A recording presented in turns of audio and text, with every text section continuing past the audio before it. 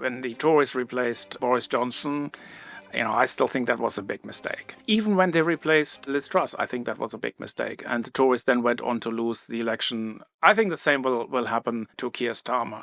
I'm not sort of feeling sorry for any of these people. And this is not the argument. It was just a dumb thing. And the only occasional thing when it worked would have been a situation where a politician came to the end of their agenda. I mean, with Theresa May, it was the Brexit period, it was an exceptional period. She tried something. She tried a negotiating approach that failed. It failed foreseeably, and I wrote a lot of articles about why it failed, and I wrote them before it failed. That wasn't the case when Johnson left. That wasn't even the case when Truss left. Truss made a huge mistake of presenting a tax cut without having checked with everybody and not really thought this through. Like a chess player who just has just looks at the first move. A more experienced politician may have handled this better and may have survived.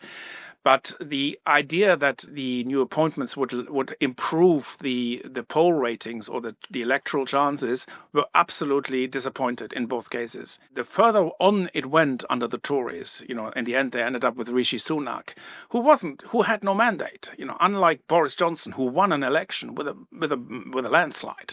The number 3 prime minister of that term was someone who of himself said that he was appointed, as though he was as though he got a promotion at Goldman Sachs or something. It doesn't sound like what a politician would normally say. Politicians don't get appointed. Politicians get elected. And in the 24 elections, the choice was between Keir Starmer and Sunak, and Starmer won it because he had a party behind him, and in the end he won it. It wasn't a huge victory, I have to say. It was only about 33 or 34%, but in electoral terms and the way the system works in the UK, it was a landslide, another landslide. And I think that has to be respected. He's unpopular, and I would criticize him. We can spend a whole hour criticizing Keir Starmer. I don't agree with his policies. I don't agree certainly not with his fiscal policies. And as Yanis and I just previously discussed.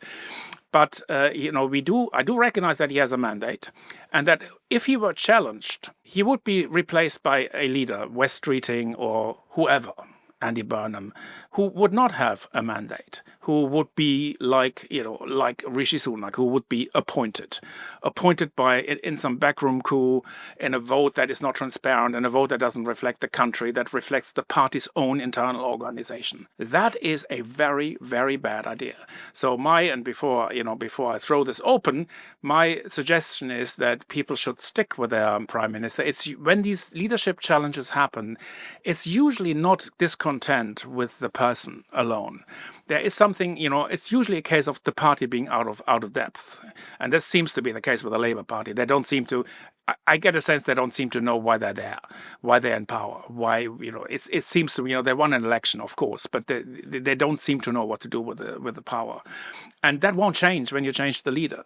So what I would do is I would have sort of something like, I would have a big party conference where we would actually discuss who we are, what we want to do, and invite some new ideas and possibly chart a new course rather than continuing.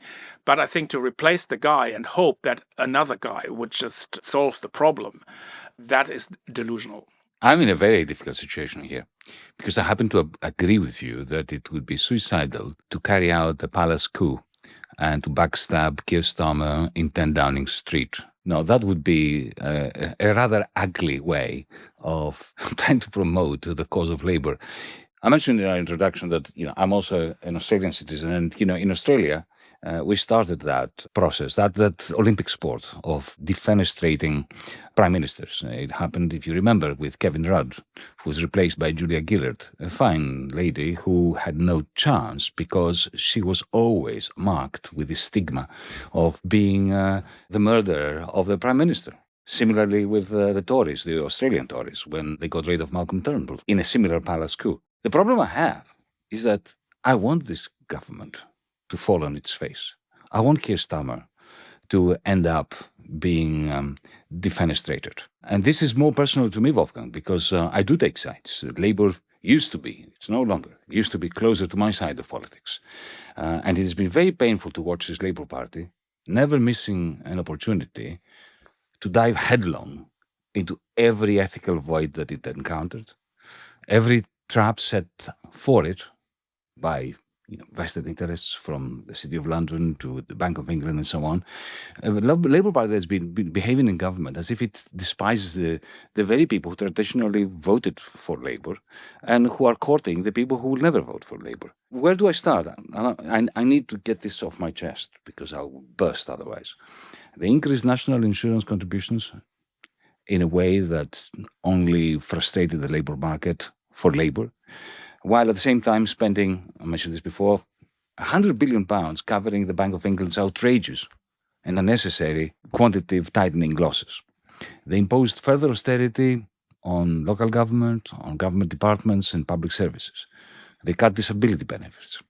They supplied weapons and intelligence to the Israeli government against the backdrop of the Gaza genocide. Keir Starmer channeled his inner Enoch Powell, and Nigel Farage maybe, by maligning immigrants before doing a U-turn. You remember that they slashed money that was spent on much-needed international aid to pretend that they are boosting defense spending. They've been appalling when it comes to civil liberties, passing draconian anti-protest legislation. They left trans people in limbo, in legal limbo.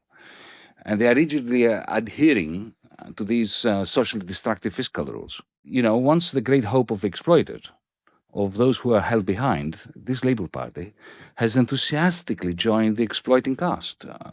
I heard stories from the Labour Party conference this year when members of parliament, Labour members of parliament, were effectively coerced to attend parties thrown by private equity and other conglomerates as sideshows to the Labour Party conference. Like many people on my side of politics, I was distrustful of Keir Starmer.